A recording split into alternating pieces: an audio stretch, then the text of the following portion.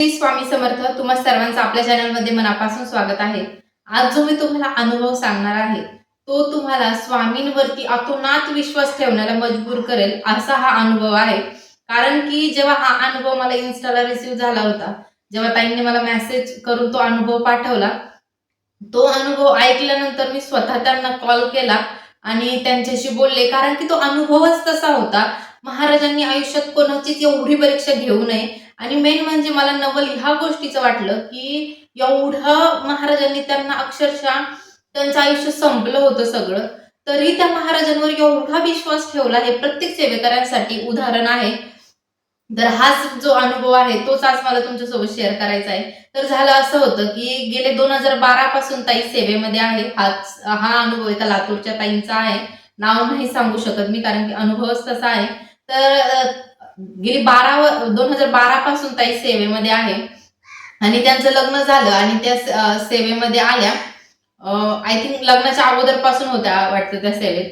तर त्या सेवेमध्ये आल्या, त्यांचं लग्न वगैरे झालं आणि त्यांना एक मुलगा होता. आता रिसेंटली 2020 ची गोष्ट आय थिंक ही. तर त्यांचा 5.5 वर्षाचा मुलगा होता. त्या ताई एवढ्या स्वामी सेवा करत होत्या.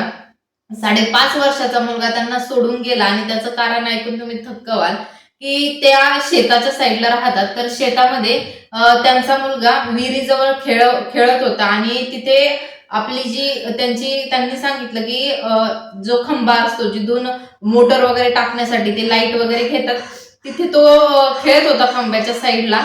आणि त्या जे वायर पांगलेले होते त्यांच्या शेतामध्ये, तर त्या वायरांचं त्यात करंट येऊन त्या मुलाला करंट बसला आणि तिथेच तो मृत्यू पावला.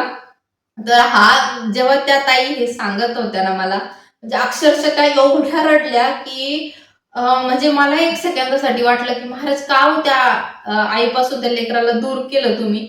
म्हणजे तो 5.5 वर्षाचा मुलगा तिथे मृत्यू पावला आणि तोही मेन म्हणजे तोही ताईंना लग्नाच्या 3 वर्षानंतर झाला होता. महाराजांची सेवा वगैरे करून त्यांना तो मुलगा झाला होता. आणि जेव्हा असं बाळ जातं, कारण की एक आईवरती काय भेटते, 9 महिने तिने ते पोटात ठेवायचं, एवढं 5.5 वर्ष त्याला मोठं करायचं, त्या आईने काय काय नसन केलं त्या लेकरासाठी. तर तो तिथे मृत्यू पावला आणि त्यानंतर त्या पूर्ण खचल्या होत्या की त्यांचं आयुष्य त्यांना संपलं होतं. असं वाटत होतं की म्हणजे एवढं बेकार अवस्थेमध्ये होत्या. आपला मुलगा जाणं हे किती वाईट असतं हे त्या आईलाच माहितीये. तर त्यांचा तो मुलगा गेला आणि त्यानंतर असं झालं की त्यांचं शिजर झालेलं होतं पहिले, आता दुसरा चान्स घ्यायचा होता. पण दुसरं घ्यायला पण त्यांना प्रेग्नन्सी राहत नव्हती. तर मग त्यांनी केंद्रामधून प्रेग्नन्सी राहण्यासाठी सेवा घेतली. आपले व्हिडिओ पाहून त्यांनी 11 गुरुवार केले. तर 11 गुरुवारच्या आत त्यांना दुसरी प्रेग्नन्सी राहिली आणि त्या खूप आनंदी होत्या की त्यांच्या मनात एकच होतं की माझा जो गेलेला मुलगा आहे तो माझ्या पोटी परत येईल म्हणून. आणि असे 3-3.5 महिने गेले आणि 3.5 महिने झाले. त्या दिवशी सोनोग्राफी करायला गेल्या. तिथे डॉक्टरांनी त्यांना सांगितलं की तुमच्या बाळाचे जे ठोके आहे, हार्टबीट आहे, ती गेली आहे म्हणून. आणि पुन्हा एकदा त्या ताईंना त्या संकटाशी झुंज करावी लागली. तिथेही त्या खूप कोसळल्या. खूप त्यांना वाईट वाटलं की हातातोंडाशी आलेला घास आपला 2 वेळास महाराजांनी हिसकावून घेतला. पण त्यांनी एक लक्षात ठेवा, त्यांनी कधीच महाराजांना म्हटलं नाही. त्यांनी मला खास ही मेन्शन करायला सांगितलंय की त्या कधीच महाराजांना म्हटलं नाही की स्वामी तुम्ही माझ्यासोबत असं का केलं.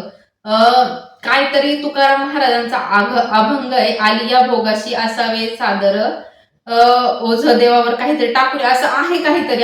तो तुकाराम महाराजांचा अभंग आहे. तर त्या माऊलींचा तोही जो गर्भ आहे तो त्यांनी ग्रीटिंग करून खाली केला. आणि ही यातना जी होते ना त्यांना, ती खूप बेकार आहे. कारण की एक 5.5 वर्षाचा मुलगा गमवणं, त्यानंतर 3.5 महिन्याचं पोटातलं मूल गमवणं, हे एका आईसाठी खूप अवघड आहे. आणि त्यानंतर त्या परत सेवेला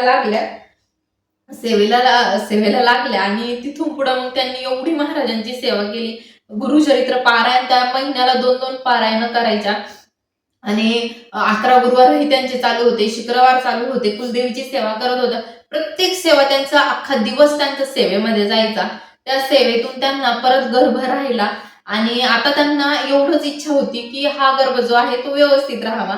आणि मग त्या जेव्हा गर्भ राहिला कळालं, महाराजांकडे त्या दवाखान्यामध्ये गेल्या हॉस्पिटलमध्ये जेव्हा सोनोग्राफी झाली आणि चमत्कार असा झाला, आणि महाराज शेवटच्या क्षणी चमत्कार करतात हे नक्की आहे बरं का. चमत्कार असा झाला, त्यांना त्या प्रेग्नन्सीमध्ये कळलं की त्यांना ट्विन्स प्रेग्नन्सी आहे म्हणून. हो, तर त्यांना जुळी बाळ राहिली आणि तो आनंद त्या आईसाठी काय असेल. त्या आईच्या मनात हे होतं की माझा जो 5.5 वर्षाचा मुलगा गेलाय तोही माझ्या पोटी परत येईल, आणि मी जे 3.5 महिन्याचं लेकरू गमावलंय तेही माझ्या पोटी परत येईल. तर महाराजांनी त्यांना जुळी बाळ दिली. 9 महिने खूप संघर्षाचे होते. 9 महिने त्या पूर्ण बेड रेस्टवर होत्या. डिलिव्हरी झाली, सी सेक्शन झालं परत, आणि ताईंना एक मुलगा आणि एक मुलगी झालेली आहे. हे जेव्हा मी ऐकलं ना त्यांच्या तोंडून की ताई मला एक मुलगा आणि एक मुलगी आहे, आता ती मुलं एक 1-2 वर्षाची आहे वाटतं.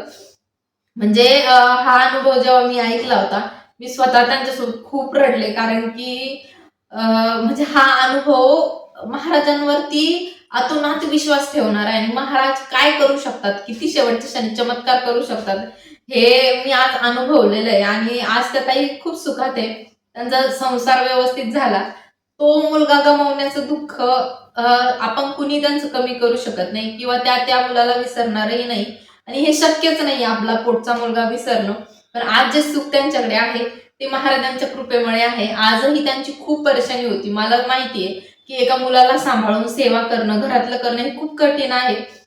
आज त्या 2-2 मुलं पाहून त्यांचं सगळं करून ते स्वामी सेवा करताय. आजही त्यांनी स्वामी सेवा सोडलेली नाही. काही लोक काय करतात की त्यांना फरक पडला की सेवा सोडून देतात, पण ताईंनी असं नाही केलं. आजही त्यांनी सेवा चालूच ठेवलेली आहे. तुम्हालाही सगळ्यांना सांगेल, महाराजांवरती तुम्ही विश्वास ठेवा.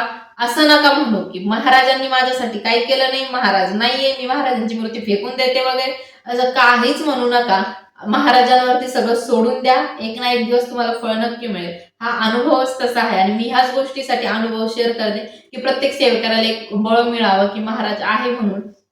तर हा अनुभव तुम्हाला कसा वाटला मला कमेंटमध्ये नक्की सांगा, आणि तुमच्या काय अडचणी आहे संतान प्राप्तीविषयी तेही मला सांगा. मी लवकरच त्या ज्या सेवा आहे त्या बुक मधल्या त्या आपल्या शॉर्ट्स व्हिडिओमध्ये टाकणार आहे. तर हा व्हिडिओ, हा अनुभव कसा वाटला हे कमेंटमध्ये नक्की सांगा. श्री स्वामी समर्थ.